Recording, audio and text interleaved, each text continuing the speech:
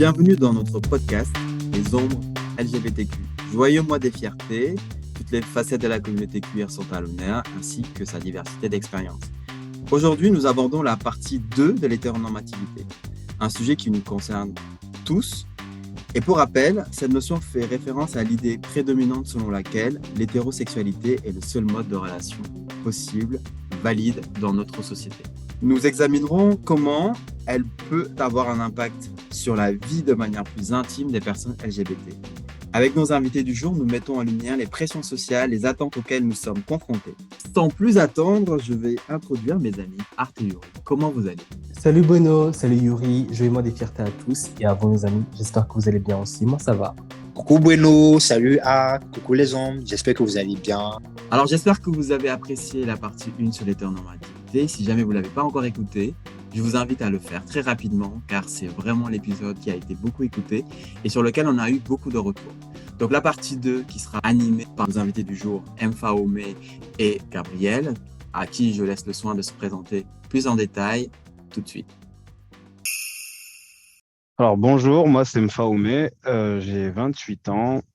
Je suis assez présent sur les réseaux sociaux, sur Twitter, sur TikTok, sur Instagram. Je m'intéresse à pas mal de sujets, mais principalement l'Afrique, la position des Noirs dans la société aujourd'hui et les sujets concernant un peu les minorités sexuelles. Eh bien, bonjour, merci pour l'invitation sur ce podcast. Je m'appelle Gabriel et sur les réseaux sociaux, je suis nommé Gabriel Dion. J'ai 23 ans et je m'identifie comme homosexuel, démisexuel et sapiosexuel. Ma mission, c'est d'aider le plus de personnes, surtout les Noirs LGBT, à s'aimer pleinement. Donc voilà, je suis animateur du podcast The Divine Love qui a pour mission d'accompagner les auditeurs à incarner l'amour divin en eux. Dans quel contexte familial vous avez évolué? Écoutez, moi j'ai évolué dans un contexte familial assez commun, je vais dire, chez les Africains, donc extrêmement religieux. Je suis d'origine comorienne. Les Comoriens, on est une petite communauté, parce que déjà c'est un petit archipel au large de la côte est africaine, entre Madagascar et le continent. Et donc, il y a 4 petites îles et ces 4 petites îles sont très peu peuplées. Donc, pour vous la faire courte, la communauté comorienne en France, je dirais pas qu'elle est petite, mais on se connaît plus ou moins tous. Donc, ça, c'est le contexte comorien. Mais le contexte familial rejoint finalement ce contexte-là parce que on a une certaine pression à cause de la communauté. Et cette pression, on la ressent jusque dans le contexte de la famille le plus restreint. Et, et puis voilà, du coup, j'ai grandi dans une famille de 5 enfants, je suis le dernier, avec une mère très croyante et dans une ambiance musulmane. Pour ma part, j'ai grandi dans 2 lieux différents. D'abord au Cameroun où je suis né et j'ai vécu dans un environnement assez religieux qui m'a beaucoup impacté en fait. Et pendant longtemps, je me suis posé beaucoup de questions sur mes convictions et celles de l'Église. Après, à 14 ans, je suis arrivé en France, clairement un gros contraste par rapport au Cameroun, du coup, je le précise, au Cameroun. Et, et c'est dès lors, en fait, que j'ai pu m'ouvrir et apprendre à me connaître, apprendre réellement à savoir ce qu'est être, entre guillemets, différent. Voilà, c'est ce que j'ai envie de dire par rapport à comment j'ai grandi. Quelle est votre définition de l'hétéronormativité? Alors, l'hétéronormativité, pour moi, ça représente une vision binaire euh, selon laquelle il y aurait un homme et une femme et la société a des attentes envers ces sexes. Voilà, et cela va beaucoup impacter justement euh, les rôles et comment ils vont se déterminer, s'exprimer dans la société en fait. Voilà. C'est ça, l'hétéronormativité pour moi. Et justement, ça a beaucoup de conséquences puisque c'est assez restreint et ça ne donne pas assez d'ouverture à autre chose que ça. Moi, pour compléter, parce que Gabriel a déjà bien répondu, mais ma propre vision de l'hétéronormativité, pour moi, c'est un peu la même chose. Finalement, c'est un standard un carcan dans lequel on ne peut pas sortir, un standard à atteindre et qui n'est pas non plus très compliqué à atteindre d'un point de vue extérieur, mais qui empêche d'exprimer, qui empêche d'exprimer sa singularité, sa singularité. Donc, au final, on remarque que vous parlez tous les deux de stéréotypes qui sont forcément liés au genre, déjà, mais aussi à la sexualité. Et du coup, j'aimerais savoir comment ces stéréotypes-là vous ont affecté ou ont affecté votre développement en tant que personne LGBT. Moi, ces stéréotypes-là m'ont affecté de telle sorte à ce que pendant la majorité de mon existence, j'ai répondu à certains standards, je les ai intégrés. Et j'appuie un peu cette idée-là parce que j'ai vécu quand même j'ai pas précisé où est-ce que j'ai grandi, mais j'ai grandi en banlieue parisienne, moi, dans les cités, comme on peut appeler. Et là, la marge de manœuvre, elle était encore plus petite. C'est-à-dire qu'il faut vraiment correspondre à une certaine idée de ce qu'est un homme. Et ça m'a affecté durant toute ma jeunesse, pendant ma construction, principalement pendant mon adolescence. Et la réaction que ça m'a permis d'avoir face à face à ces obligations-là et à ce stéréotype, ça a été de fuir dès que j'ai pu. Et je pourrais dire finalement que l'hétéronormativité m'a permis de quitter mon milieu, le milieu dans lequel je suis né, dans lequel j'ai évolué, parce que je sentais que c'était pas le milieu dans lequel j'allais pouvoir m'épanouir au fil des années. Je l'ai compris assez tôt pendant l'adolescence, et c'est pour ça que j'ai bifurqué dès que j'ai pu. J'ai essayé de sortir de la cité.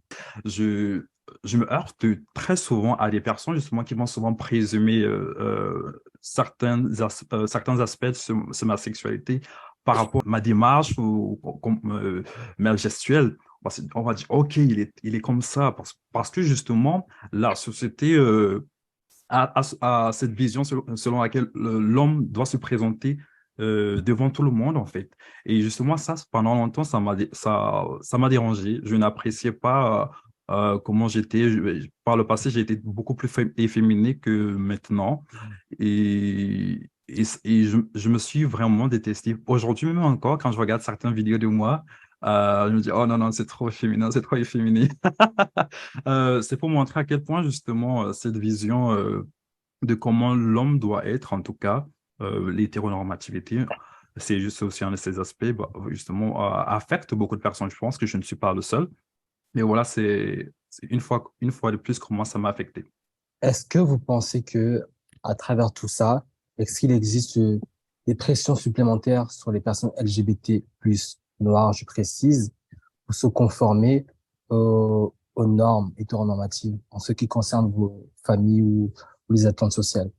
Euh, oui, complètement. Ça ajoute une autre dimension en fait, parce que il y a certains critères aussi auxquels il faut répondre, comme par exemple, je vais encore donner le milieu dans lequel j'ai évolué, hein, mais par exemple, si jamais ça parlait de foot à n'importe quel moment de la conversation, quand je traînais avec mes potes là où j'ai grandi, et si ça discutait de foot, de tout autre sujet, je sais même pas, enfin, j'ai que le foot en tête parce que ça a vraiment été le sujet numéro un, et que je m'y intéressais pas suffisamment, on commençait à se poser des questions. Par exemple, euh, pareil pour l'univers musical, quand tu es noir, quand tu es un garçon noir de cité, t'as pas d'autre choix que d'avoir comme principal goût musical, enfin d'être attiré uniquement par le rap. C'est une évidence normalement. C'était pas mon cas non plus. Donc à un moment donné, on voit qu'un certain, moi j'ai pu sentir il y avait un certain décalage, et ça avait même pas par rapport, enfin ça n'avait à ce moment-là, ça n'avait pas forcément de lien avec mon orientation sexuelle. Enfin, je pense, dans le fond, je pense que si, parce que j'arrivais à me détacher un peu de cette idée et de ce stéréotype-là qui existait uniquement parce que je m'y reconnaissais pas forcément, et j'avais pas forcément envie de, de, d'y ressembler. Enfin, c'était même pas une envie, j'ai envie de dire, mais c'était simplement que je me sentais pas obligé de correspondre à ce stéréotype-là. Comme je l'expliquais, j'ai quitté à un moment donné la cité, mais même en quittant la cité ensuite, bah, je devais encore répondre à ce cliché de l'hétéronormativité, mais en tant qu'homme noir. Et c'est quelque chose qui, ben, bien évidemment, ça me suit toujours, hein, parce que aux dernières nouvelles, je suis toujours noir, mais je trouve que ça ajoute en fait une dimension supplémentaire, étant donné qu'en plus, l'homme noir, vous n'êtes pas sans savoir qu'on on est représenté différemment. Enfin, on a une image, une aura différente. Notre aura est plus virilisée dans la société occidentale, considérée comme étant. On a, on a, on a tout un imaginaire autour de nous qui rend notre hétéronormativité particulière. Par les stéréotypes et les Par clichés les communs. Enfin, Exactement, par les stéréotypes, les clichés communs, par les stéréotypes, je vais pas les énumérer, mais vous les connaissez de toute façon, mais les stéréotypes qui ne me permettaient pas d'exprimer ne serait-ce qu'un peu de sensibilité, j'ai envie de dire, hein. Encore moins à la cité, mais de la même manière, quand je suis sorti de la cité pour aller dans mon lycée de Bourges, c'était exactement la même chose, si ce n'est c'était peut-être même plus exagéré, puisqu'ils avaient une vision encore plus étriquée de ce que devait être un homme noir. Donc, c'est la même image, mais c'est la même image interprétée de manière différente, j'ai envie de dire. mais est-ce que ces attentes venaient de la part de ta famille ou de ton entourage en général? Euh, Un peu des deux. J'ai eu la chance quand même de grandir dans une famille. Je suis le dernier, donc vous savez, vous connaissez les positions dans la famille. En règle générale, le dernier, on est toujours un peu plus patient avec le dernier. On lui laisse un peu plus de liberté. Moi, j'ai eu le droit d'amener mes potes chez moi, même des filles chez moi, j'en ai amené, alors que mes frères, c'était complètement interdit. Donc, dans ma famille, ils étaient plutôt ouverts. J'écoutais du rock japonais même. Et bon, ils me trouvaient un peu bizarre, mais on ne me jugeait pas pour ça. Dans ma famille, ça allait. Mais en dehors, c'était vraiment mal perçu. C'était mal perçu. En fait, je correspondais tellement pas à ce que je devais être ça vient plutôt de l'environnement extérieur plutôt que l'environnement familial. Dans l'environnement familial, c'était autre chose. Là, par exemple, l'orientation sexuelle, et les manières, la manière dont, la manière dont un homme doit se comporter. Par exemple, j'avais des amis filles. Certains de mes frères, ils comprenaient pas vraiment comment je faisais pour avoir des amis filles et que j'essayais pas de les gérer tout simplement au lycée. Ils se demandaient, mais comment ça se fait que tu as plus d'amis filles que d'amis garçons, essaie de les serrer comme ça. Ah, mais tu ramènes-les, mais au moins fais quelque chose avec elles dans ta chambre. Bref, des bails comme ça. Quand j'étais plus jeune, je me souviens, déjà, je me sentais un peu bizarre, je me sentais vraiment à part par tout tout ce à quoi les autres garçons s'intéressaient. Euh, je ne trouvais aucun intérêt en cela. Par exemple, quand les gens allaient jouer au ballon, moi, j'allais plutôt rester regarder les telenovelas avec les sœurs.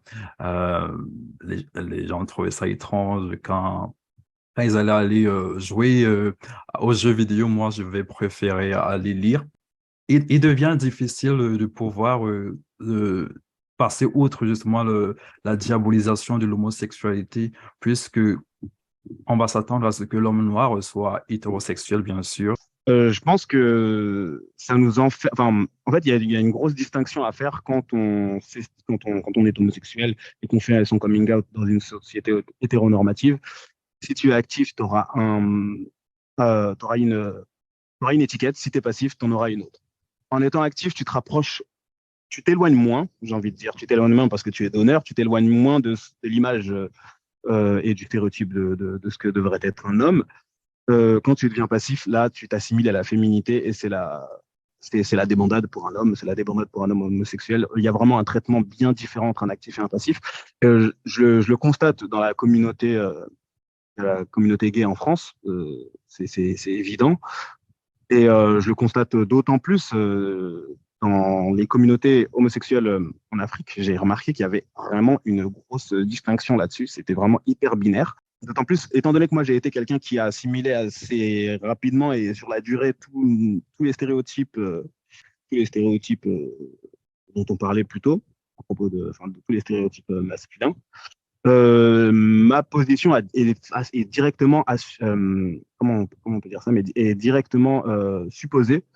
Et c'est comme si ce que je dégageais ne devait que correspondre qu'à une seule chose, c'est-à-dire être un homme actif, tout simplement, parce que je réponds à certains codes hétéronormatifs. Du coup, j'aimerais profiter pour rebondir et vous demander ces codes-là dont vous parlez, qui sont liés directement à la position sexuelle lors des rapports, ces stéréotypes-là, que sont-ils en fait? Est-ce que vous pouvez les énumérer, histoire que ce soit un peu Ouais. clair pour tout le monde et nos auditeurs? Bien sûr, absolument. Je trouve intéressant également d'aborder justement comment ces rôles ou alors ces positions sexuelles, j'ai envie de dire, sont perçues par, par les personnes hétérosexuelles, mais également par beaucoup de personnes dans la communauté LGBT. Puisque justement, on est influencé par ce système. En effet, quand on est actif, justement, c'est beaucoup plus valorisé, j'ai envie de dire. C'est beaucoup plus valorisé. Justement, on incarne ce portrait de l'homme. Et pourtant, quand on est passif, on va plutôt incarner l'énergie de la féminité, justement, j'ai envie de dire. Je vais parler d'énergie parce que je m'intéresse également à la spiritualité. Et justement, je trouve que chacun de nous sommes incarnons les deux énergies. Et justement, et ça n'a rien à voir avec comment on va se déplacer dans la société ou comment justement on va exprimer notre sexualité. On va dire que le passif est censé se soumettre, l'actif est censé être dominant. Et justement, ça amène parfois euh, certains hommes certains hommes qui se considèrent actifs à maltraiter justement les personnes passives dans la communauté LGBT. J'ai déjà reçu des témoignages de ça. Et on va également assister à ce phénomène où des personnes vont d'abord s'identifier comme étant des personnes actives, justement parce que c'est bien perçu. L'actif, ça va être déjà le plus viril des deux. L'actif, ce sera enfin, pas forcément, mais en règle générale, le plus grand, celui qui va répondre plus à une position masculine dans le couple. Souvent, la question qu'on nous pose quand on est en couple devant des personnes qui ne sont pas du tout éduquées, c'est qui fait l'homme, qui fait la femme. Et on va présupposer que celui qui fait la femme sera le plus fluet,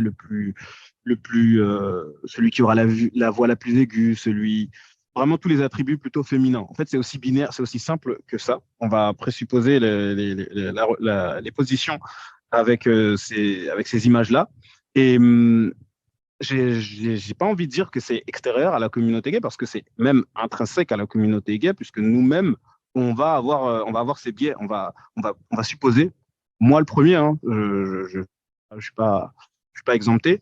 Moi le premier, je vais supposer qu'un tel est actif et un autre est passif en fonction des critères que je vous ai donnés. Et c'est inconscient, mais c'est malheureusement la société dans laquelle on évolue qui nous a construit comme ça. Je suis passé par une déconstruction justement pour pouvoir euh, apprendre que clairement la sexualité en fait est fluide et si on ne fait pas attention à ce genre de stéréotypes, justement nous-mêmes nous faisons du mal. Nous-mêmes nous faisons du mal parce que nous plaçons aussi ces attentes sur l'autre personne. On va justement remarquer que des personnes vont regarder, oui, moi je cherche un homme viril, masculin. Or, ça, justement, ça participe à nous détruire émotionnellement parlant. Sur les réseaux sociaux, c'est, moi, j'ai été heurté à des choses que je ne pouvais même pas soupçonner, c'est-à-dire l'ignorance totale de ce que peut être un homme homosexuel. Combien, c'est parce que le harcèlement, je l'ai subi, hein, vous en doutez, le harcèlement, je l'ai subi, mais principalement d'Africains, mais surtout d'Africaines. Ça venait principalement d'Africaines parce que je corresponds à un certain stéréotype euh, qui pourrait me rendre comme étant un potentiel mari, mais je le suis pas du tout, puisque bah non, moi c'est leur mari à la limite ce qui m'intéresserait. Mais du coup, ce paradoxe-là, elles m'en ont fait baver à cause de ça, principalement. Parce qu'en fait, leur principal argument, c'est oui, bah, on ne trouvera pas de mari parce que maintenant les garçons se marient entre eux. Et ça, justement, je sais que je l'entends uniquement parce que je rentre dans un certain standard à leurs yeux. Si j'avais été euh, maquillé, super cunt et compagnie, elle m'aurait même pas calculé. Je sais que j'aurais pas subi ce genre de commentaires. Mais étant donné que je suis ce que je suis, je sais que ça a impacté leur vision des choses. Souvent, on a tendance à attribuer, c'est assez ciblé ce que je vais dire, hein, mais j'avais envie d'en parler, mais souvent on attribue l'homophobie aux hommes hétéros, mais les femmes hétéros et les femmes noires hétéros sont aussi extrêmement homophobes. Pourquoi nous-mêmes, malgré le processus, Mhm. entre guillemets, de déconstruction, nous arrivons quand même à sombrer dans ces schémas-là? Enfin, je vais donner ma réponse à moi en tout cas. C'est l'homophobie qui m'a fait assimiler ces stéréotypes-là. Également, je pense que c'est aussi la famille. La famille, parce qu'on essaie de. Encore une fois, je donne ma réponse selon mon expérience, moi, en tant que comme gay qui a répondu ou qui répond relativement à certains hétéronormatifs. Et je pense que la famille a joué un grand rôle parce que tu subis moins d'homophobie enfin, tu subis une homophobie moins violente quand tu donnes l'impression de correspondre un peu plus à ce standard-là. Et puis voilà, c'est ma réponse. Eh bien, j'ai 3 points. Le premier point, c'est la recherche d'abord du parfait. Parce que je pense qu'au fond de nous, le fait d'avoir grandi justement en sachant que nous ne sommes pas parfaits, justement en voulant toujours regarder les personnes, en voulant toujours ressembler aux personnes hétérosexuelles, et bien mine de rien, quand on va grandir, cela va rester encore dans notre inconscient. La façon dont nous allons nous exprimer va toujours être influencée par cette recherche par ce besoin d'être parfait, par ce besoin de ressembler aux personnes hétérosexuelles, d'être justement cette version de nous que nous avons perdue, entre guillemets, quand nous avons réalisé que nous n'étions pas hétérosexuels. De l'autre côté, il y a aussi, secondairement, il y a les désirs et les fantasmes.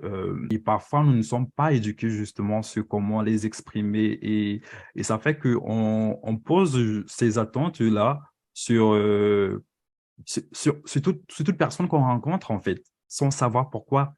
Parce que, justement, on a eu que des exemples de personnes, de couples hétérosexuels. On n'a jamais eu d'exemple de couples homosexuels. Et justement, euh, comment est-ce qu'on peut apprendre, comment est-ce qu'on peut se comporter quand tout ce qu'on sait, c'est ce qu'on a reçu ou absorbé en grandissant dans un environnement hétérosexuel, vous comprenez? Je pense que ça nous impacte de manière péjorative, malheureusement. Et je pense que l'un des moyens pour maintenant faire face à cela, c'est la représentation. C'est la représentation des personnes homosexuelles un peu partout. Euh, Justement parce qu'en voyant des personnes qui déconstruisent, qui parlent justement de comment elles vivent leur sexualité de manière saine, bien sûr. Et à ce moment-là, on pourra justement se questionner et pouvoir passer outre et ne plus justement toujours prendre inspiration sur les personnes, sur les couples hétérosexuels. Et est-ce qu'aujourd'hui, vous êtes toujours impacté par ça, du coup? Je sais ce que je suis, je sais ce que je suis dans mon intimité. Là-dessus, il n'y a pas de souci. Après, dans certains environnements, je préfère continuer à avoir cette sécurité de correspondre à un certain standard parce que je suis quelqu'un d'assez discret déjà. Et je préfère rentrer dans le moule par sécurité, par exemple à la salle. Par exemple, il y a des tenues que je vais pas porter. Il y a des endroits dans lesquels je vais demander à mon copain de ne pas m'appeler mon chéri. Je sais que je le suis bien moins. Je le suis bien moins parce que sur les réseaux, vous pouvez le voir, hein, je m'affirme bien plus. Enfin, je m'affirme, tout simplement, j'affirme ce qui je suis. J'ai aucune honte de dire, euh, de parler de mon orientation sexuelle. Niveau vestimentaire, je m'ouvre à des choses auxquelles je m'ouvrais pas forcément, et ce très récemment. Euh, donc je pense encore être affecté, mais dans une bien moindre mesure. Mais je suis pas certain qu'un jour dans ma vie je ne serai plus affecté par ces biais parce que on peut pas être complètement déconstruit. On le voudrait dans un monde parfait, mais personne ne peut l'être. Les blessures qu'on a, elles ne peuvent jamais disparaître. On peut essayer de les corriger, de les faire se cicatriser, mais bien sûr, on aura eu ces blessures. Et c'est pour faire une analogie, c'est vraiment comme ça, justement, qu'on est impacté euh, par les stéréotypes hétéronormatifs. Maintenant, est-ce que moi, je tombe toujours dans ce piège? J'ai envie de dire que non, mais avec une nuance, bien sûr, une nuance dans le fait que l'empathie m'aide énormément. L'empathie m'aide en ce que j'ai pu expérimenter. J'ai pu expérimenter en m'habillant de façons différentes, en ayant des gestuelles différentes, en pratiquant certaines activités qui n'étaient forcément pas faites pour, entre guillemets, les hommes. Et justement, à travers ça, on arrive à ressortir sa personnalité parce que c'est le fait justement de se priver, de s'exprimer de façon différente avant d'arriver même à ce que nous sommes censés être, qui conduit justement à avoir, à projeter justement nos attentes sur les autres. Vous voyez justement, parce que on va bien sûr percevoir la pression, les pressions hétéronormatives, mais on va aussi également projeter cette pression-là sur les autres autour de nous. Et ainsi, avoir de l'empathie, justement, se mettre à la place de l'autre et ne pas plutôt euh, le, le régner, nous permet de nous accepter. Et une fois qu'on s'accepte, on est libéré, on a déjà fait une grosse partie du chemin. Beaucoup de choses sont exprimées de manière inconsciente. Par exemple, on a parlé tout à l'heure de l'hypervirilisation des actifs, mais aussi de l'autre côté, la soumission, le schéma de la soumission par rapport au passif. Le passif doit être soumis. Le passif, c'est celui qui doit être un peu plus calme, un peu plus dans le comportement, un peu plus propre, souvent même, enfin, pour lesquels on attend beaucoup des traits qui sont des traits entre guillemets féminins ou qui dérivent un peu du patriarcat, comme dans le modèle hétéro, mais aussi, je crois que dans la société, enfin, dans la communauté aussi, on remarque également qu'on a tendance à intérioriser cela. Et je m'explique. On retrouve que beaucoup de passifs souvent aiment aussi se faire féminiser. C'est-à-dire, tu vas dans les milieux, on te dit elle t'entend beaucoup, elle, tu te tournes, tu cherches qui est elle, tu trouves pas qui est elle. Euh, Hormis ça, tu vas aussi voir, des discours, tu vas entendre des discours du genre, je vais aller cuisiner pour mon actif, être la petite femme au foyer, tout ça, tout ça, tout ça. En fait, il y a toujours ce truc de féminisation même qui est propre dans la communauté et tout. Et je me demande, est-ce que au final, malgré le fait que, on a plus ou moins conscience de tout ça, est-ce que on ne se retrouve pas matrixé malgré tout? On a beau faire un travail, mais c'est un peu comme s'il y a une énergie de l'autre côté qui est à nous matrixer et à nous faire baigner dans ce qu'on essaie de plus ou moins rejeter en nous. Absolument, je pense qu'on baigne dedans jusqu'à la racine, en fait, jusqu'à la moelle épinière, en fait, carrément. Parce que je me souviens de ce moment dans ma vie où justement, je m'acceptais vraiment en tant qu'homme. Ça va peut-être surprendre beaucoup de personnes. Je disais, OK, en fait, je suis un homme. Dans aucun monde, je ne voudrais être une femme. Mais je remarquais que justement, parce que je m'identifiais comme personne homosexuelle, on, on va, comme je m'appelle Gabriel, on va dire Gabriela, oh ma copine, oh ma co. Euh, je n'étais pas forcément à l'aise avec ces pronoms. Je respecte les personnes qui souhaitent qui s'identifient ainsi, qui voudraient qu'on les appelle ainsi. Néanmoins, moi, je revendique vraiment les pronoms masculins, il, lui. Et quand j'en ai parlé justement à mon ami, qui pendant longtemps m'avait appelé elle, il s'est carrément offusqué. Mais pourquoi tu fais tout un drame pour si peu? Ça ne change rien. C'est pas parce que je t'appelle elle que tu es forcément elle. Mais c'est vrai, c'est vrai. Mais néanmoins, justement, tu es en train de répéter un schéma inconsciemment, justement, des stéréotypes hétéronormatifs. Et voilà, et je trouvais justement problématique que, alors que moi, intérieurement, je me vois comme homme. Totalement d'accord avec toi, Gabriel. Moi aussi, ça me mettait un peu mal à l'aise quand on me genrait au féminin, enfin, quand ça m'arrive, quand on me l'a fait. Mais il y en a qui ont pour explication que c'est aussi de l'appropriation, en fait. C'est comme c'est comme avec le terme nigga, tu vois. C'est une insulte, un slur qu'on s'est approprié, qu'on s'est approprié et qu'on réutilise entre nous pour le dédramatiser. Et c'est à peu près la même chose, je crois, qui s'est passé dans la communauté gay quand on nous genre au féminin ou quand on utilise PD, quand tu vois, ces manières-là qui servaient plutôt à nous, Shade. À nous opprimer, en exactement, fait. à nous opprimer et à nous, ouais, voilà. Je voulais pas utiliser le mot dénigrer parce que j'aime pas ça, mais voilà, qui servait à nous opprimer. Bah, on se les réapproprie et c'est une autre démarche. C'est pour ça que moi, ça me dérange pas tant que ça qu'on m'appelle au féminin ou qu'on me dise pédécant. Bien sûr, ça vient d'une personne homosexuelle. J'estime que il, ça fait partie de mon identité, que je suis un homme qui aime un homme, et que quand on me genre au féminin, ça me gêne un petit peu. Et ça rentre pas du tout dans le cadre du machisme ou le fait de justement mépriser la position de la femme. Et je pense que justement, si l'hétéronormativité a une place aussi importante dans la vie sexuelle ou dans la vie tout court des personnes LGBT et dans la vie des personnes hétéronormées, je pense que Correct. c'est parce qu'il y a un grand mépris de la place de la femme et que le fait d'être soumis et tout ça, c'est des positions, c'est des attributs qu'on place sur la féminité, sur Patriarcat, la exactement. Et une c'est fois de la plus. exactement. Minutieusement, réellement minutieusement. Je vais plutôt parler d'énergie masculine ou d'énergie féminine parce que justement, si on se place dans un prisme spirituel, je pense que à partir du moment où on comprend que les tâches que nous faisons, enfin, j'appelle ça peut-être les tâches ou alors les actions que nous faisons, comment nous exprimons dans notre couple n'a rien à voir. Je pense que justement la déconstruction devrait partir de là. À partir du moment justement on prend du recul de tout ce qu'on a intégré, comme tu l'as dit, et, et aussi de comment on va s'exprimer.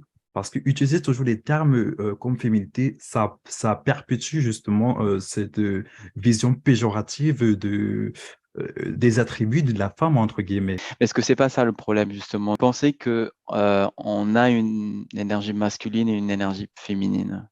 Ah non, non, non, du tout. C'est plus, et d'ailleurs, c'est plutôt inspiré de la spiritualité euh, hindoue. Et j'aurais envie de dire que, au contraire, ça nous aide justement à passer outre cette vision justement binaire de, de la féminité et la masculinité attribuée à, à l'homme et à la femme. Le but étant de faire comprendre qu'il n'y a pas de choix à effectuer, que ce soit entre un actif et un passif ou un homme et une femme, entre l'énergie masculine et l'énergie féminine, parce qu'on en a chacun, on est chacun doté d'énergie masculine et féminine à différents degrés. Maintenant, il ne faut pas le voir de manière péjorative. C'est la société qui l'a diabolisé, voilà tout ce qui a trait à la féminité. Aujourd'hui, il faut simplement réussir à faire la part des choses et arrêter de valoriser les énergies masculines et diaboliser les énergies féminines et accepter qu'on en a tous et que l'une ne fait pas défaut à l'autre, enfin l'une ne prend pas le pas sur l'autre. À cause de cette hétéronormativité, le patriarcat, qui sont deux choses, deux éléments très ancrés au sein de la communauté noire.